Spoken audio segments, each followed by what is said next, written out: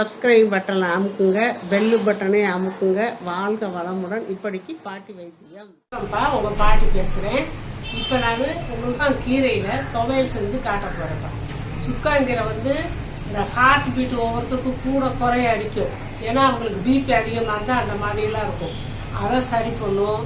அப்புறம் இந்த வயிற்றுல அல்சர் பிரச்சனை அதை சரி பண்ணும். மூளை வளர்ச்சிக்கு நல்லது, ரத்த விருத்திக்கு நல்லது, எல்லாத்துக்கும் இந்த சுக்காங்கீரை நல்லதுப்பா. அதை நான் இன்னைக்கு துவையில அரைச்சி காட்ட போறேன். இந்த பாருங்க, சுக்காங்கீரைலாம் கிடைக்கிறது கொஞ்சம் ரேரு தான். நம்ம சொல்லி வச்சு கீரைக்காரமாட்ட சொல்லி வச்சுதான் வரணும். இந்த பாருங்க, இதை நம்ம இந்த அறுத்து காட்டுறோம். இப்போ இந்த கீரைப்பா இப்படி இருக்கும். இந்த பாருங்க, இந்த சைஸ்ல இப்படி கொத்து கொத்தா இருக்கும். இந்த பாருங்க, இலை இப்படி விரிஞ்சு பூமாச்சியா இலை பெருசு பெருசாக இருக்குது. இதை நம்ம என்ன செய்யணும், இப்படி இந்த காம்பெல்லாம் விட்டுறணும். இந்த இலையா தான் கிள்ளணும், இலையா கிள்ளணும். இந்த இப்படி கிள்ளி போட்டு ஒரு 2-3 தடவை அலசணும். நான் அலசிட்டு உங்களுக்கு காட்டுறேன்.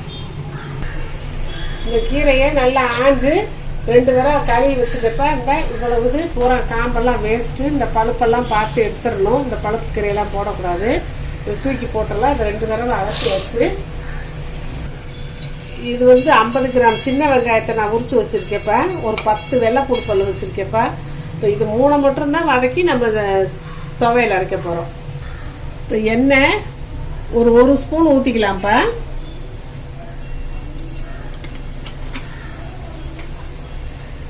இந்த வெங்காய வெள்ளைப்பூடை போட்டு வதக்குவோம்.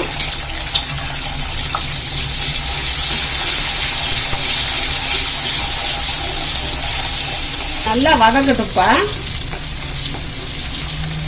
வெங்காயம் பூண்டு வதங்கிடுச்சுப்பா. இந்த கீரையை அள்ளி வச்சு வதக்குவோம். இது புளிச்சக்கீரை மாதிரி நல்லா வதங்கிடுப்பா. இந்த கீரையில் நம்ம புளி சேர்க்கக்கூடாது, மிளகா சேர்க்கக்கூடாது. ஏன்னா நம்ம அல்சருக்கு இதுக்கெல்லாம் பயன்படுத்துறது தேவையே இல்லாமலே நம்ம செய்யணும். வேணும் அப்படின்னா நம்ம லாஸ்ட்ல தாளிக்கும் போது ஒரே ஒரு காஞ்ச மிளகாயை போட்டு நம்ம தாளிச்சுக்கலாம்ப்பா. ரொம்ப சீக்கிரத்தில் இது வதங்கிருப்பா.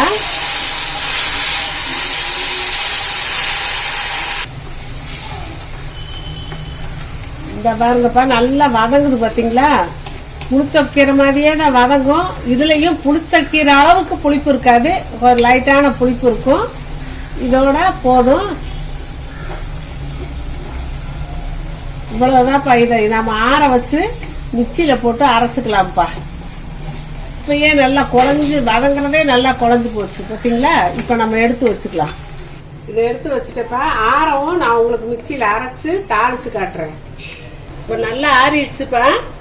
இப்போ மிக்சியில் போட்டு ஒரு ஓட்டினோம்னா இந்த கீரைக்காக நம்ம கடையிறது இல்லை, அந்த வெங்காயம் அந்த பூண்டு கொசரம் தான் நம்ம மிக்சியில் போடுறது. இப்போ நல்லா நைஸாக அடிச்சாச்சுப்பா. இப்போ நம்மளுக்கு அளவு தெரியும் இவ்வளவு இருக்குது, இதுக்கு தகுந்த உப்பு போடணும்னு. இப்போ நான் தூள் உப்பு போட்டுக்கிறேன்ப்பா. என்கிட்ட இந்துப்பு தான் நான் தூளுப்பா வச்சிருப்பேன். நீங்க இந்துப்பு இருந்தா போடுங்க, இல்லாட்டி தூளுப்பு போட்டுக்கலாம். இதை பார்த்து நிதானிச்சு இந்த உப்பு போட்டாச்சு. அவங்க தேவைக்கு உப்பு போட்டுக்கோங்கப்பா. நான் இதில் ஊற்றி வச்சுக்கிறேன். இப்போ நல்லெண்ணெய் ஒரு ஸ்பூன் ஊற்றியாச்சுப்பா. நான் தாளிப்பு உடகம் வச்சு தாளிச்சா இது ரொம்ப வாசமா டேஸ்டா இருக்கும்ப்பா. இதுலயே கொஞ்சம் காஞ்ச மிளகாயெல்லாம் போட்டிருக்கிறதுனால நான் தனியா காரம் போட மாட்டேன். காஞ்ச மிளகா ஏதோ மிளகாயோ போடுறதில்ல. மற்றவங்களுக்கு தேவைன்னா போட்டுக்கோங்க. இந்த கடுகு போடுறப்ப 1/2 ஸ்பூனு, உளுந்து பருப்பு 1/2 ஸ்பூன் போட்டாச்சுப்பா.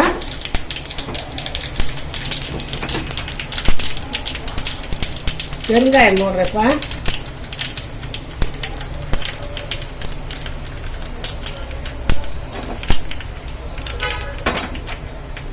கடுகு வெடிச்சிருச்சு. இப்போ ஆஃப் பண்ணிடலாம்.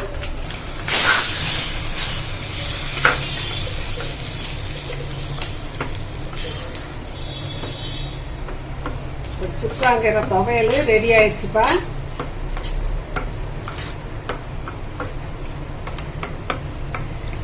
இப்போ இந்த துவையல் ரெடி ஆயிடுச்சுப்பா. இது வந்து அல்சரு மற்ற மாதிரி பிரச்சனைக்காக வேண்டி நம்ம செய்யறதுனால நம்ம காரமே போட வேண்டாம், புளி போட வேண்டாம். இதுலயே புளிப்பு இருக்குது, இந்த கீரையிலேயே புளிப்பு இருக்குது, அதனால புளிப்பு தேவைப்படாது. மிளகாயும் போட வேண்டாம்ப்பா. இந்த இப்போ நான் தாலி போடுறதுல நான் கொஞ்சம் காஞ்ச மிளகா போட்டிருக்கறதுனால அந்த காரம் போதும். இல்லை நான் காரமாக தான் சாப்பிடுவோம், எங்களுக்கு வயிற்றுல எல்லாம் ஒன்றும் பிரச்சனை இல்லை அப்படின்னா டேஸ்ட்டுக்காக நீங்கள் ஒரு மிளகாயை கூட கிள்ளி போட்டு நீங்கள் தாளிச்சுக்கலாம்ப்பா. இப்போ இது சூப்பராக இருக்குது. அந்த தாளிப்போட வாடம், அந்த பெருங்காயத்தோட வாடை எல்லாம் சேர்ந்து ஜம்முன்னு இருக்குப்பா.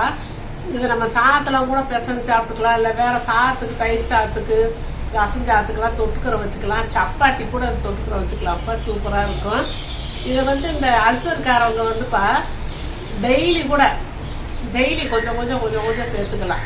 மற்றவங்க வாரத்துக்கு ஒரு நாள் 2 நாள் சேர்த்துக்கலாம். இந்த அல்சர்காரவங்க, இந்த ஹார்ட் பீட் பிரச்சனை உள்ளவங்க, இந்த தொண்டை பிரச்சனை உள்ளவங்க எல்லாம் நல்லா சாப்பிட்டுக்கலாம்ப்பா. தொக்கு செய்யலாம், இப்படி பழங்கள்லாம் செய்யலாம்ப்பா. நான் அடுத்து உங்களுக்கு செஞ்சு தரேன். பருப்பு கூட போட்டு கூட்டு வச்சு அதையும் நல்லா சாப்பிடலாம். சாதத்தில் போட்டு நான் அந்த அடுத்தடுத்து உங்களுக்கு செஞ்சு காட்டுறேன். இப்போ வந்து நான் துவையல் செஞ்சு காட்டிருக்கேன். இந்த மாதிரி செஞ்சு சாப்பிடுங்கப்பா. வாழ்க்கை வளமுடன். இப்போ நிறைய பேர்ப்பா நான் அவங்க கொஸ்டினுக்கு ஆன்சர் சொல்றதுலன்னு கேட்குறாங்க.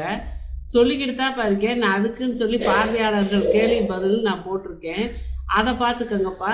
அதை பார்த்தீங்கன்னா உங்களுக்கு தெரியும். நான் வரிசையாக கேள்வி பதில் போட்டுக்கிட்டே இருக்கேன்.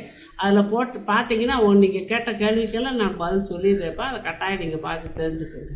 சப்ஸ்கிரைப் பட்டனை அமுக்குங்க, பெல்லு பட்டனை அமுக்குங்க. வாழ்க வளமுடன். இப்படிக்கு பாட்டி வைத்தியம்.